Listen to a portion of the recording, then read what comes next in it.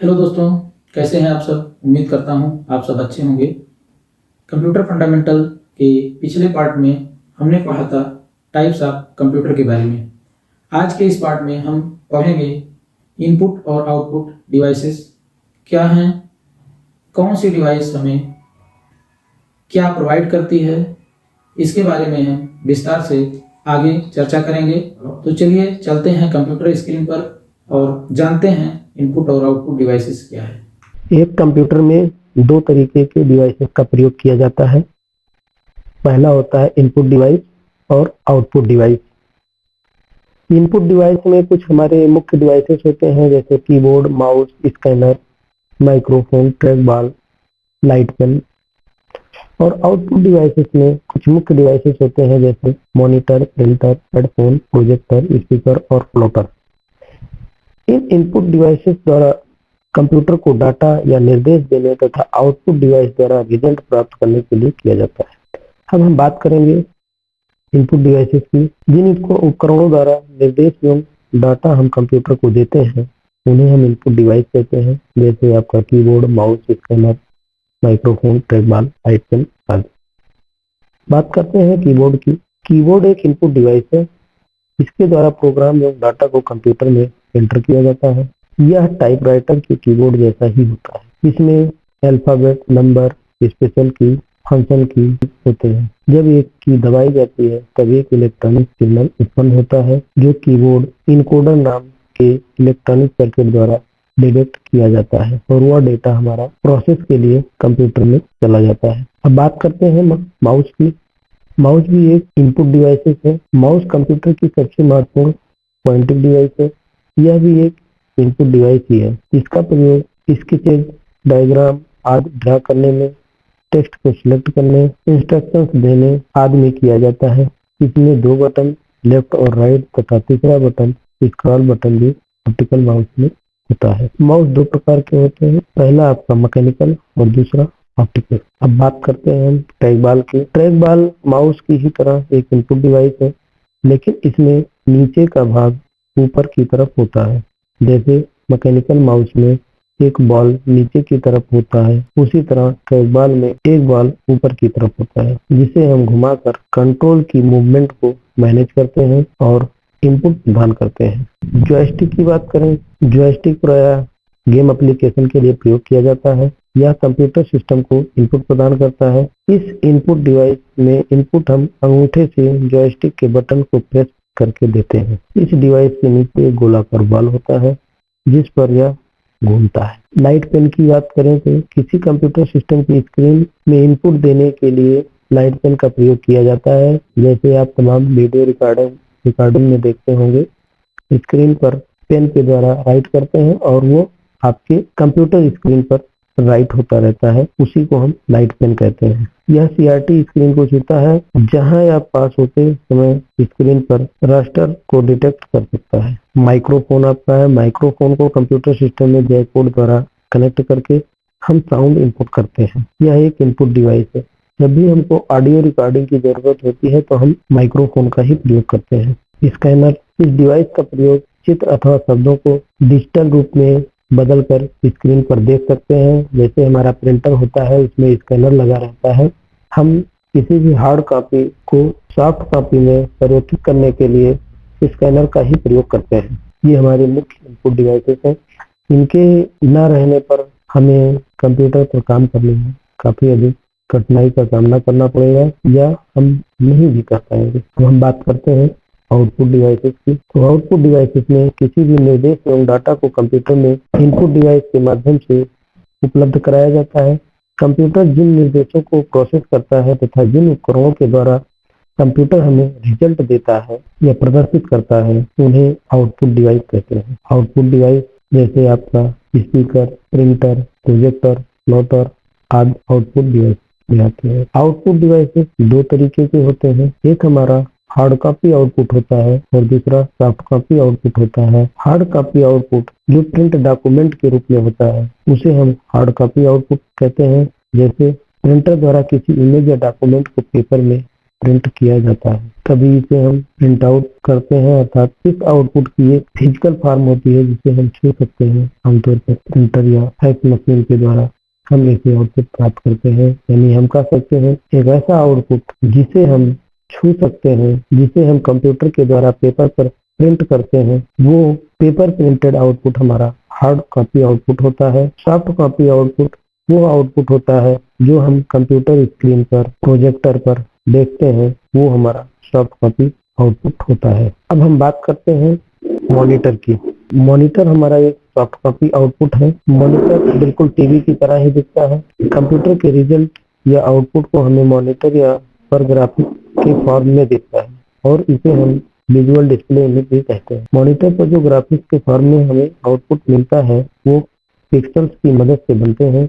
Pixels वह इकाई unit होता है जो कि मॉनिटर पर सबसे छोटी होती है और उस एक पिक्सल में एक रंग को दिखाने की शक्ति होती है और उन पिक्सल्स की मदद से हमें मॉनिटर पर आउटपुट मिलता है। मॉनिटर मुख्यतः 3 प्रकार के होते हैं: CRT मॉनिटर, LCD मॉनिटर और LED मॉनिटर। तो हम बात करते हैं सबसे पहले CRT मॉनिटर की। CRT मॉनिटर का पूरा नाम कैथोड रे ट्यूब होता है। यह टीवी की तरह दिखाई देता है। इसका वजन काफी भारी होता है। इसे एक स्थान से दूसरे स्थान तक ले जाने में मुश्किलों का सामना करना पड़ता है। पुराने समय में कंप्यूटर में CRT मॉनिटर का ही उपयोग किया जाता था। बात करते हैं TFT का। इसका पूरा नाम थिन फिल्म ट्रांजिस्टर है। यह आकार में छोटा होता है और लंबा होता है। इसे एक स्थान से दूसरे स्थान तक ले जाने में कोई समस्या नहीं होती है।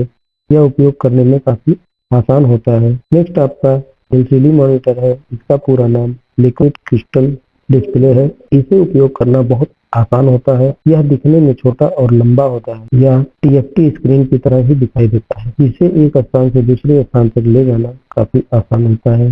वर्तमान समय में सर्वाधिक इसी मॉनिटर का प्रयोग कर रहे हैं। नेक्स्ट आपका LED मॉनिटर होता है। सबसे ज्यादा वर्तमान समय में प्रयोग किया जाने वाला मॉनिटर LED मॉनिटर है। इसका पूरा नाम लाइट मीटिंग डायोड है। यह उपयोग करने में बहुत ही आसान होता है। इसे एक स्थान से दूसरे स्थान पर आसानी से लाया ले जाया जा सकता है। यह दिखने में भी काफी आकर्षक होता है और इसकी पिक्चर क्वालिटी भी बहुत बढ़िया होती है और ये स्क्रीन बिल्कुल फ्लैट होता है। अब हम दूसरे आउटपुट डिवाइस की बात करेंगे। प्रिंटर, जो हमें हार्ड कॉपी आउटपुट प्रोवाइड करता है, ये बहुत ही तेजी से आउटपुट प्रदान करता है। प्रिंटर की अपनी कोई मेमोरी नहीं होती, या कंप्यूटर के कमांड के द्वारा कार्य करता है और हमें आउटपुट प्रदान करता है। कंप्यूटर में जब भी कोई डॉक्यूमेंट बनाया जाता है तथा जब इस डॉक्यूमेंट को प्रिंट करना होता है तो हम प्रिंटर का उपयोग करते हैं। प्रिंटर भी हमारा 2 प्रकार का होता है, इम्पैक्ट प्रिंटर और non impact printer. Impact printer हमारा वो प्रिंटर होता है जो प्रत्येक प्रिंट को हीट के द्वारा प्रिंट करता है। सामान्यतः यह प्रिंटर हैमर का प्रयोग करता है।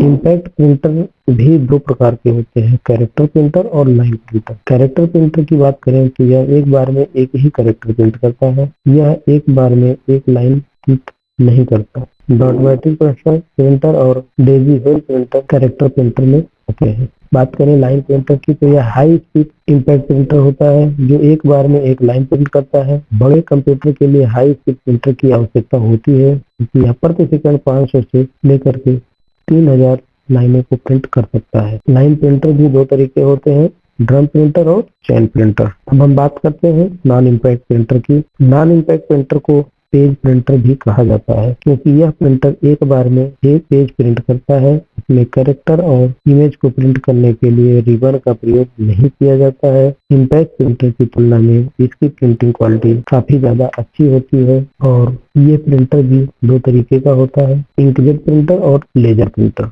अब हम बात करते हैं इंकजेट प्रिंटर की, तो ये एक नॉन इम्पैक्ट प्रिंटर होता है जैसा कि हमने पढ़ा है, जो कागज पर स्याही का छिड़काव करके हार्ड कॉपी को प्रिंट करता है या छोटे छोटे डॉट के साथ बनाते हैं। यह प्रिंटर कम से कम 300 dpi रेजोल्यूशन के साथ पेज को प्रिंट करता है।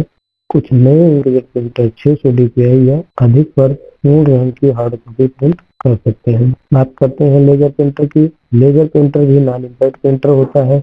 लेजर प्रिंटर का प्रयोग कंप्यूटर सिस्टम में 1970 के दशक से हो रहा है। पहले ये मेन फ्रेम कंप्यूटर में यूज किए जाते थे 1980 के दशक में लेजर प्रिंटर का मूल्य लगभग $3000 था। ये प्रिंटर आजकल अधिक लोकप्रिय है क्योंकि अपेक्षाकृत अधिक तेज और हाई क्वालिटी में टेक्स्ट और ग्राफिक्स को छापते हैं। तो अगर हम प्रिंटर की बात करें तो प्रिंटर हमारे मुख्यतः दो प्रकार के होते हैं, इम्पैक्ट और नॉन इम्पैक्ट। इम्पैक्ट प्रिंटर जो हमारा होता है वो हमें जो आउटपुट देता है, हार्ड कॉपी आउटपुट, वो प्रिंट कराने के लिए कैरेक्टर मोड में या फिर लाइन मोड में प्रिंटिंग देता है, जो काफी स्लो मोड में प्रिंट आउट निकालता है। वही बात अगर हम नॉन इम्पैक्ट प्रिंटर की करें तो ये हमारा पेज प्रिंटर होता है। ये एक बार में एक पेज प्रिंट करता है और इसकी क्वालिटी भी बहुत अच्छी होती है और ये काफी तेजी से कार्य करता है। वर्तमान में ज्यादातर प्रिंटर आपके नॉन इम्पैक्ट प्रिंटर ही होते हैं। अब हम अगले आउटपुट डिवाइस की बात करते हैं, फ्लोटर की। फ्लोटर एक तरह का प्रिंटर है जो कि